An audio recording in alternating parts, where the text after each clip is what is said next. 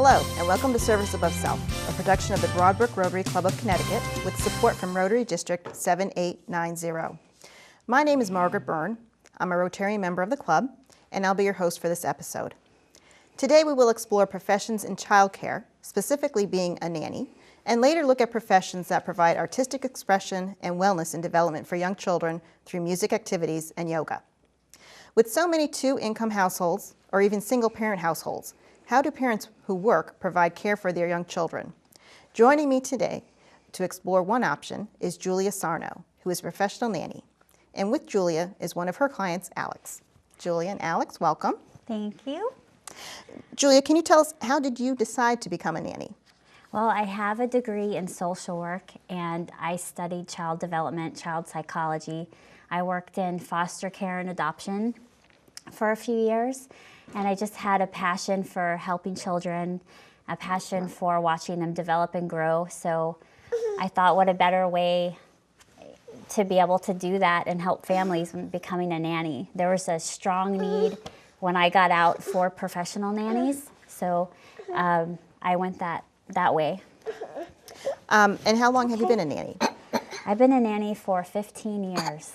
Wow. Yeah. Now, are there any certifications or licenses required to be a nanny? You should have CPR and first aid, and you should also make sure that you have at least, I would say, 12 credits of child development courses. And some people, have the bachelor's degree in child development, and some don't. It just depends on your experience and what the family is wanting. Now, are background checks required? They're not required, but they should be. If you work in a child care center, it is required. If you're a nanny, it's up to the family to decide whether they're going to do a background check, and I highly recommend it just because it's the safest way to go. Do you work for yourself or do you work for an agency? I just work for myself. I have worked for agencies in the past, but right now I'm working for myself. Okay. Now, how do you find jobs as a nanny? Are there referral agencies? You can use referral agencies. I think there's 2 or 3 in the state of Connecticut. You can also go on care.com, and you can go on Craigslist. You can look, sometimes people place ads in the newspaper, local newspapers.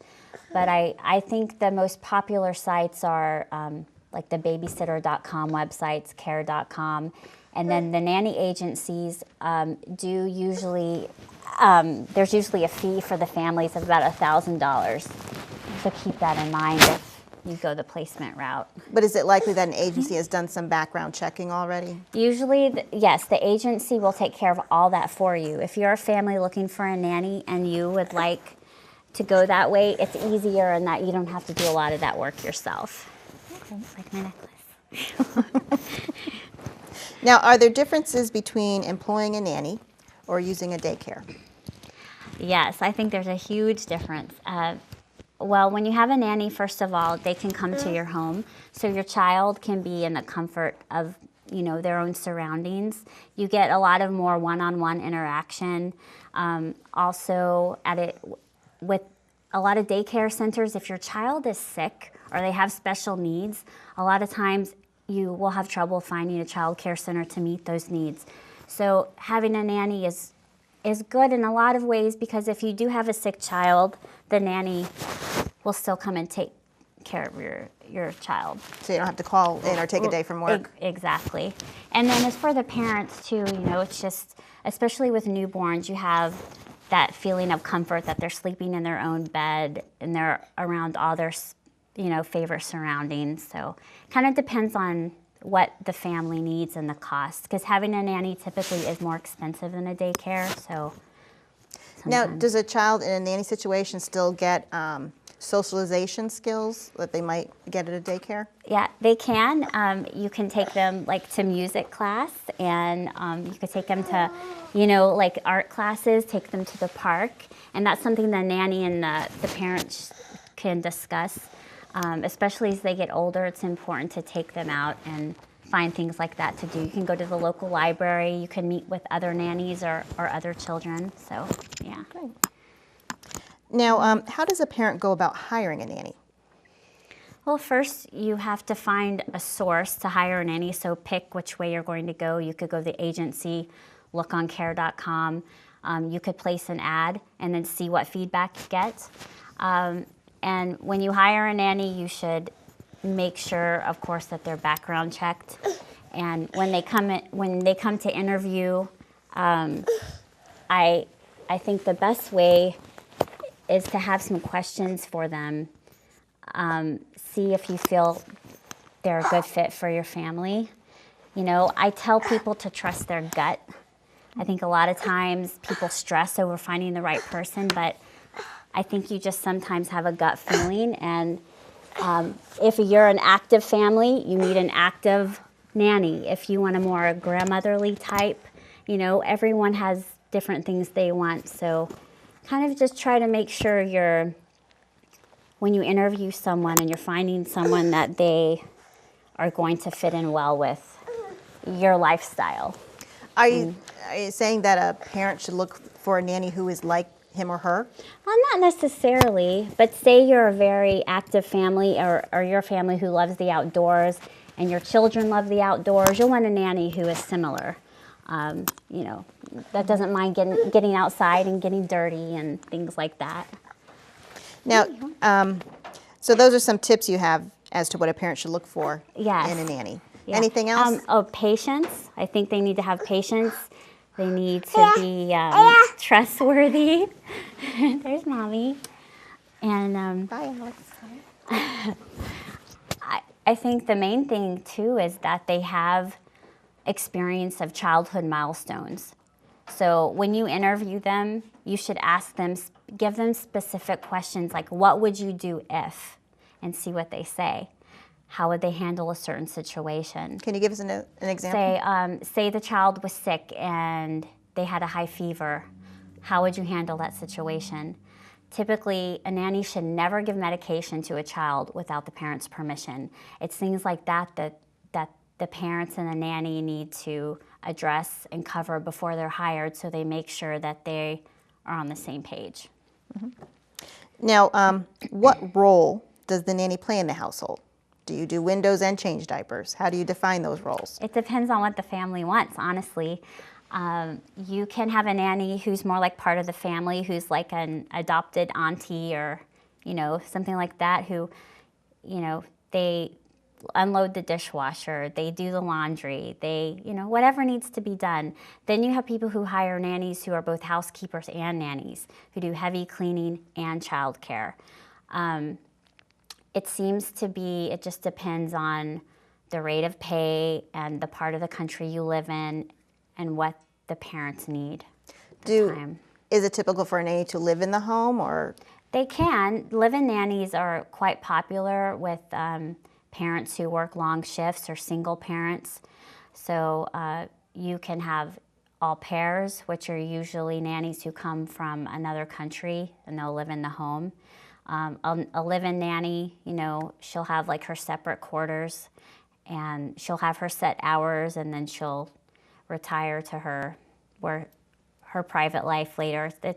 That's something that I don't know as much about, but I've always been a live-out nanny. So there's lots of different options you can have. What's a typical work week like for you? Is it 9 to 5 when the parent is usually at work, or? Mm-hmm. Yeah, usually it's between the hours of 9 and 5. But families do hire nannies, you know, to work different shifts. Like say they're a doctor, they'll have them work like an evening shift. And some families have 2 nannies. They'll have a nanny for the morning and a nanny for the evening. Okay. So it really depends on the needs. Yeah, and I have weekends off, which is really nice. So. Now, do you get benefits working as a nanny?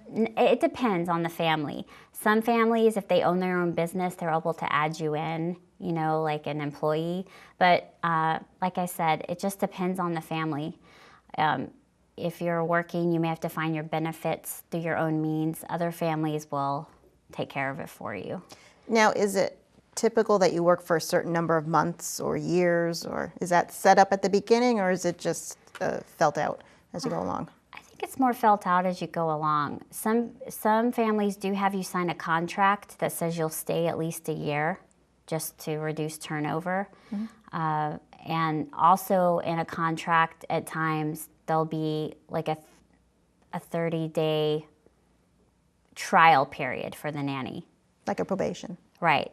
Just like any other job. The family and the nanny, they want to make sure that they're going to be a good fit without any strings attached. So both parties are feeling comfortable. And I would highly recommend that is, you know, give yourself some time to see if it'll work. Well, yeah, how does a family know that they have the right nanny? And also, how does a nanny know they're with the right family? I guess it all goes kind of just by how the parents are feeling. Like I said, your gut feeling. If your baby seems happy and your house seems happy and the energy in your home, and you know, when you come home and you see your child and they seem content and everything you've asked the nanny to do has been done, I would say that's a good fit. Also, I think one really important thing is the nannies need to have positive energy, because children pick up on whatever energy you're bringing in the home. So I think it's important to find a nanny who has a passion for children, who's patient, who you can tell loves their job, because the child's going to pick up on that. And I think that's one of the most important things, is just that your child's happy. Now, are there times when the parents and the nanny might have a difference of opinion in caring for a child? Sure. Everyone has different strategies on discipline.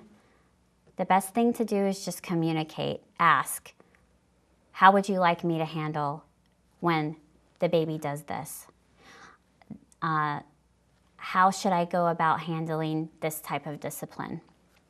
And I think it's just you have to be communicating. Even if it's awkward, you can't be afraid to ask. Better off knowing than not. Yeah. Now, unfortunately, what makes the news are all the horrible stories of nannies who have mistreated children in their charge. Nanny cams seem to be very popular. What do you think of them? I think nanny cams are good. And a lot of nannies will be like, what? But if you work any job, if you work at a hospital, an office, most places of business have cameras. So really, when nannies ask me, well, why should I be videotaped? If you treat it like a professional job, it's similar. And also, you should never really be doing anything that you wouldn't want the parents to see anyway. So I think cameras are needed. And nowadays with the ADT systems and everything is technology, everything you can see. So it's kind of going that way anyway. But I do think disclosure is important though. And I know that in many states you have to disclose to the nanny you do have cameras. That's the only area you can run into a problem, is if you're videotaping the nanny and she doesn't know. That can be a problem. So, Julia, thank you so much for joining me today and giving us so much information about the profession of being a nanny and such useful advice about choosing the right one. you're welcome. We will take a short break, and when we return, I will be joined by two new guests who will discuss their children-focused businesses of music and yoga. This is a tree that was never chopped down to make a crutch that was never needed by a child who never got polio, because medicine was never in short supply, thanks to people whose compassion wasn't either. Over the past 20 years, Rotary Club members have helped immunize over 2 billion children against polio. Thanks to them, the world will soon be polio-free. Rotary, humanity in motion.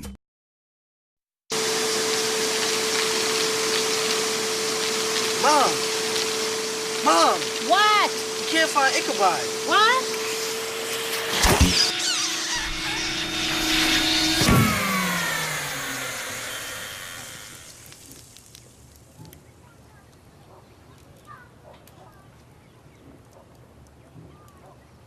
You don't have to be perfect to be a perfect parent. There are thousands of teens in foster care who would love to put up with you. Welcome back. Joining me are Jane Rotes of Arts from the Heart and Monica Sakandi of Little Yoga, both of which are located in Ellington, Connecticut. Now we will turn our focus to activities to which parents can expose their children to engage them in expressing their musicality and being balanced from a young age, music and yoga. Ladies, welcome. Thank you. Would you each briefly describe your business.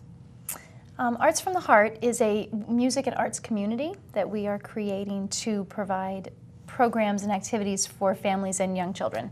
In particular, the program that I teach is Music Together, which is an early childhood music and movement program. Okay, Monica? Little Yoga, still in its infancy. We just started fairly recently.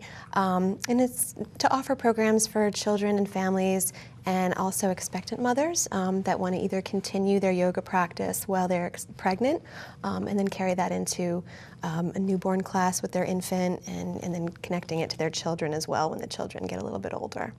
Could each of you describe how you became interested in this type of business?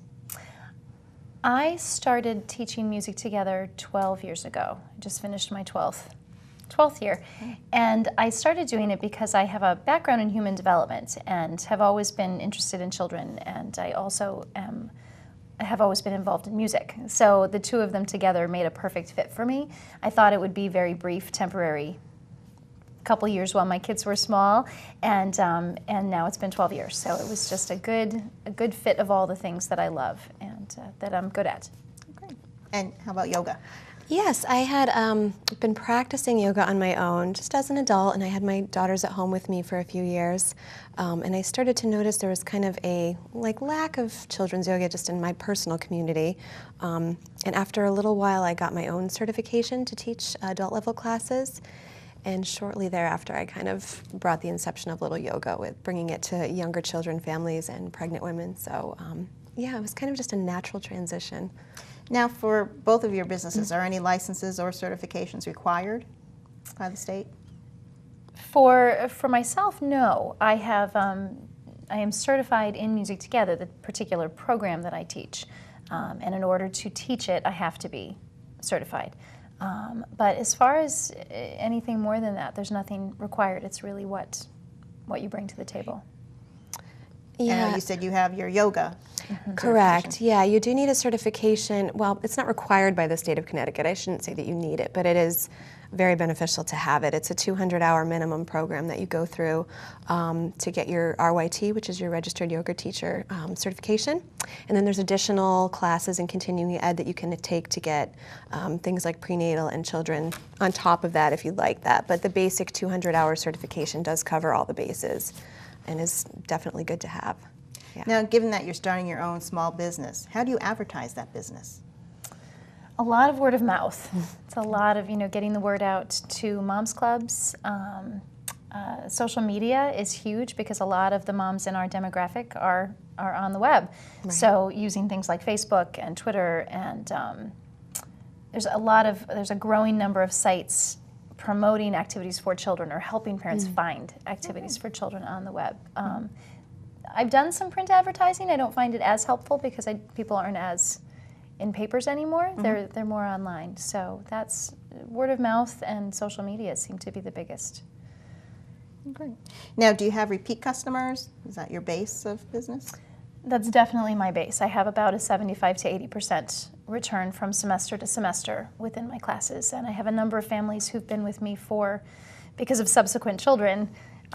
They will come into the program with their first child, and they may stay with me for 6, 7, 8, 9, even 10 years, depending on how their family is spaced. The program's really developed so that families can maintain a connection to our community that we create together. So that longevity is really important. Now, how do you schedule your classes? Do people usually participate once a week or more often, or?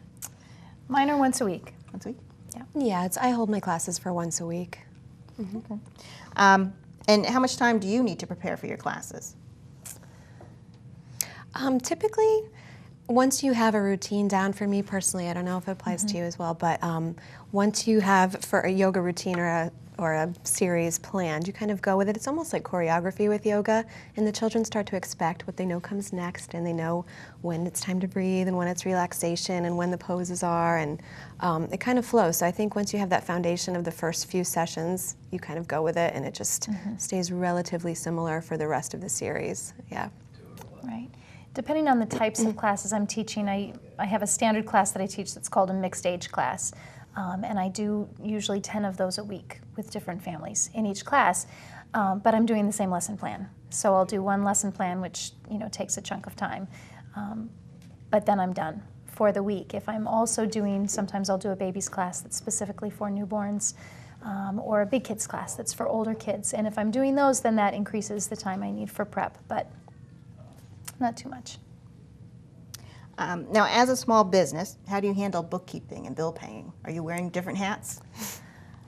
I personally have an accountant that kind of does it. I mean, it's very small still. We're just starting out, but I didn't want to wear that hat myself. So yeah, definitely an accountant. I've done it all. My best business decision, I think, was hiring a bookkeeper just for myself, but I have done it. So you could focus more on the business Exactly. and what you want to do in your classes. It's sort of focusing on what you do best, and it's worth every penny to hire somebody to take care of that for me. Great. Now, as we discussed activities for children, these are activities which do more than just pass the time. Regarding music, I have a quote from an article I found at pbs.org. And in it, the author wrote that musical experience at an early age is extremely important in a child's developmental process. Jane, how do your classes aid in a child's development?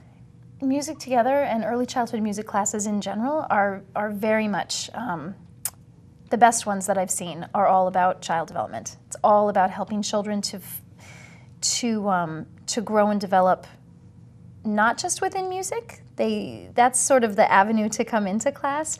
But when you look at a music and movement class, they're developing kinesthetically. Their gross motor, their fine motor, their social skills are growing. It's a very social environment.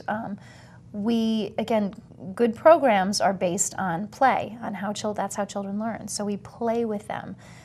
It allows them to develop at their own pace. So, which is also why a mixed age class works really well for children, because you might have a baby and a 4 or 5-year-old in the same class. They're all taking different things depending on where their development is at. And so they're learning from each other, they're learning from the grown-ups who are involved in the program with them, they're learning from me or whoever else happens to be the teacher, even the facilitator is almost a better word for it. But it's all about helping them to find their way of expressing themselves, both musically and socially and physically. So at what age can a child begin this type of program? In utero. I mean, really. And I say that kind of facetiously, but not really. There's, we know that babies are hearing from 4 months gestation. So I'll have families who will come with an older child when they're pregnant. And one of the things they'll tell me after they've had that baby is, I sang the lullaby and they got quiet. And because there's that recognition. But I've had children as young as 6 weeks come into classes. And in the same way that you don't not talk to a child until they can talk to you, you don't not sing to them. And if being in a music class or a music environment is going to help you do that, then it's never too early to jump in. Parents attend the classes with the children? Yes, all of our classes are parent-child classes, with the exception of our Big Kids class, which is for 5 to 7-year-olds. But even then, the parents come in for the beginning of the class and they come in for the end of the class. We want to really reinforce that idea that parents really are their children's first teacher. And it's our job to give the parents the tools to then help to nurture and guide their children. And they're such tremendous role models for play and fun and music making. And there's no skills required. You don't have to be able to sing and dance well for your child, because they think you're wonderful and they're learning everything from you. So that model is just critical to the program. Now, Monica, you offer prenatal, mom and baby classes, and children classes. Yes. In a May 2011 article in the Washington Post, an author had interviewed some children, and one 7-year-old actually said, "I love how I can get my energy out in a calming way when it comes to yoga. It's very relaxing and mindful. It's not just about physical balance, but includes well-being." Can you expand upon that? Absolutely, yeah. There was an article that came out, I think it was the March or April edition of Yoga Journal, and they were just discussing how the popularity of children's yoga is really starting to pick up now, and some schools are starting to adopt yoga programs and bringing it into the classroom. And the research is showing that children who are experiencing yoga at a young age are starting to deal with stress and coping mechanisms much better than children that have not been exposed to it. So I think that's absolutely true. And I really liked the idea of starting with a prenatal and moving through the development. It's like almost like the whole lifespan. So what are the various types of stages that they go through? Right. So prenatal is the mom and baby connection before the birth. So we try to foster that time with mom to connect with her baby and find her breath and relax. And it's also a nice time for them to meet up with other women in the community that are expecting around the same time as them. So that's a nice little aspect of it. And then after birth, the mom and baby group, typically like around 3 or 4 months, they'll start to bring in their infants. And it really, you can see how much the infants absorb. You'd think that sometimes that they're just there kind of not knowing what's going on, but they really are paying attention to every little thing and how they pick up the energy in a room. For instance, when we do our relaxation at the end of class, it's almost like a meditation, and in regular yoga we call it Shavasana, and they kind of lay on their back and meditate. But with mom and baby, I have them snuggle up, they're welcome to nurse, they're welcome to sit quietly if that's comfortable for them. And the babies have fallen asleep. We see them falling asleep because they're so relaxed, they pick up on the energy of the mother. And then the children's classes that we offer are more interactive, more social, and they're definitely a little bit shorter in length because the kids' attention span tends to linger after 20 minutes or so. It's a little bit shorter.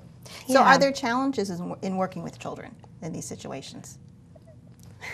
Always, always. There always are. You know, again, children they're individuals, so they all have sort of different things that might make them uncomfortable. But basically what I found is that the challenges, when I face challenges in class, it's often more dependent upon what I'm doing and what the parents are doing. And the children, you know, being a challenge is sort of their acting out what they're picking up in the room. So if I'm tired, if I've had a long day and I'm coming into class and I don't have my sort of focus in there, they can tell, and they can tell that my patience is a little bit short. And if I can just sit back and relax and remember, this is about them, this is about playing with them, all of a sudden, it all comes together. Parents will be chit-chatty. Sometimes the parents are more of a challenge, you know? So they'll be chatting in class, and I'll remind them that this is a music class, and we're gonna sing and we're gonna dance. And they'll stop talking, and all of a sudden, all the behavior that's, you know, the acting out that might be happening stops. And the kids come back and join us because we're back on focus. Well, Jane and Monica, thank you for joining me today and educating all of us about career paths and activities for children. Thanks to all of you for watching this program. We hope that it may have given you a new idea about a career path. As always, we here at Service Above Self encourage you to find a worthy cause and lend a helping hand. Until next time.